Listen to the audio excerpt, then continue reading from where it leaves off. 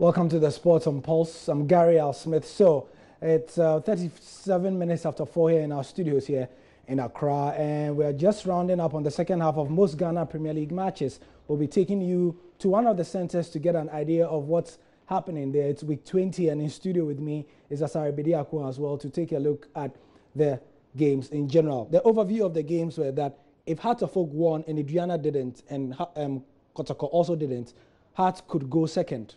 But Hearts of Oak are down by a goal to nothing. Wow. Against Ashanti Gold at the Accra Sports Stadium, and Asante Kotoko have taken the lead against Ebusian Dwarfs in Cape Coast. So the story is quite different. The story is quite interesting. The last time Dwarfs played Asante Kotoko in Cape Coast, as you recall, Michael Osei wept afterwards in a very famous picture that became an internet sensation. So apart from that, this is what we have in terms of the results around the grounds. It's half-time between Hearts of Oak and Ash Gold. Like we said, Ash Gold are leading by a goal to nil. Fantastic resurgence by CK Akuno. While All Stars 1-1 with Temayus after 73 minutes. Midiama Brekum Chelsea on currently postponed, as we know.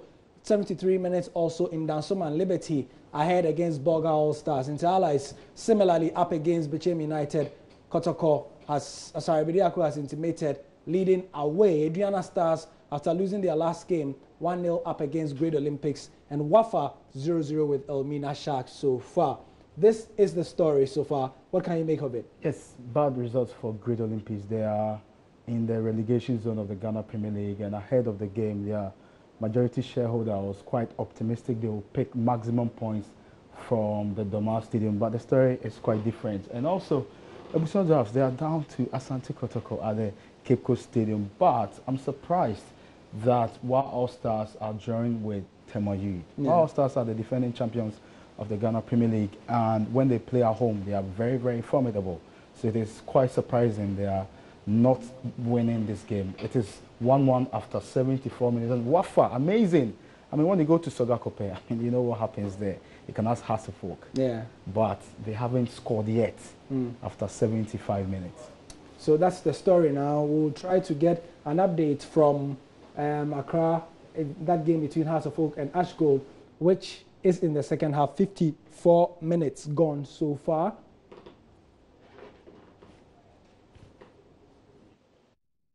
Kwahing is our reporter in Accra, at the Accra Sports Stadium. He joins us via Skype. Kweku, thank you very much for your time. Tell us how the game has gone, in which Ash Gold have taken the lead against Hearts of Oak.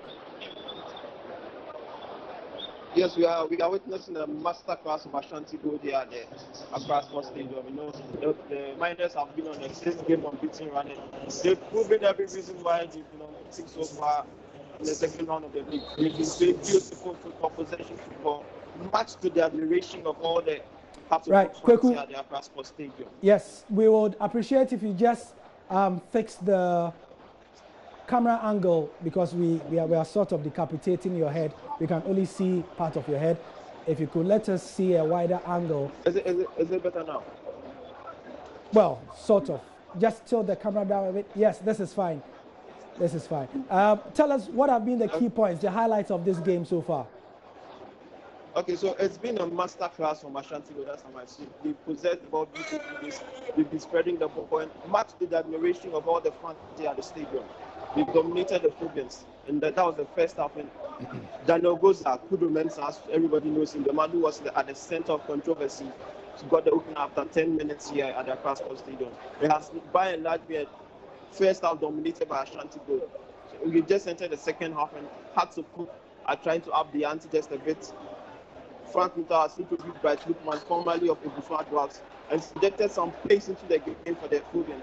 Patrick Razak has missed a sitter for the Philippines. So it's all about Ashanti Gold so far, and they are dominating the Philippines. That's how far this game has gone. It's 53 minutes here at the Accra Sports Stadium. All right, Kweku, stay with us. We know that Ash Gold are leading where you are. The screen is better now. Yes, that position is better. Liberty Professionals have also taken a 2-goal lead against Bolga All Stars after 77 minutes. We have just seen that show on our screen there as well. However, Kweku, before this game, we knew that if Hearts of Oak won, it gave them a chance to sort of kickstart a title challenge. Now, if this should end as it is at the moment, what does it signify for Hearts of Oak? Does it mean that their title challenge is dead? This could all but end the Phobia slim chances of winning the trophy. Yesterday, I did an article stating that they changed their formation to a back three, and that could have suited them. But today, it looks like they've been at 6s and 7s with that three-back formation. They've not been able to move the ball. They've been so passive in possession. And if it continues this way, it could all but end their title ambitions, because if Diana is winning, and it's going to open the gap more. We have to put having more difficult games going to be team after this space, and it's all but going to end the Phobia ambitions for a title.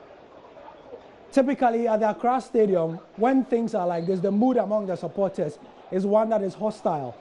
What can you read of the mood among the supporters in Accra? Your guess is as good as mine, because they are very, very much agitated. Every loose ball is being greeted by GS here, and fans are sitting on tenterhooks. They are not happy with the performance of their players, and they need a response from their players. So we know what's going to happen. As the usual backlash, we're going to continue after the game.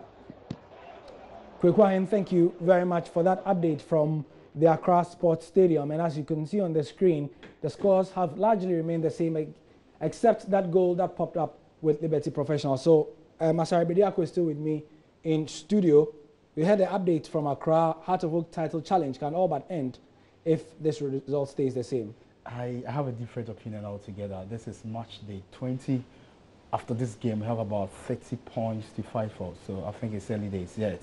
And it's not even conclusive they are going to lose this game. We've played just 10 minutes inside the second period, and anything can happen in association football. Hearts of Oak, when they are playing at their Accra Sports Stadium and they need results, they get the results. So I think the supporters should calm down. I mean, we are yet to end the game. Anything can happen. What if Hearts end up winning the game eventually? I don't think that even if they lose this game, it is going to mark the end of their title challenge. I don't think so. Well, it should be interesting to see how things finish up in this match day as well, because Kotoko, if it finishes as it is at the moment, look at the score, they would go up the table, and Diana Stars are also winning.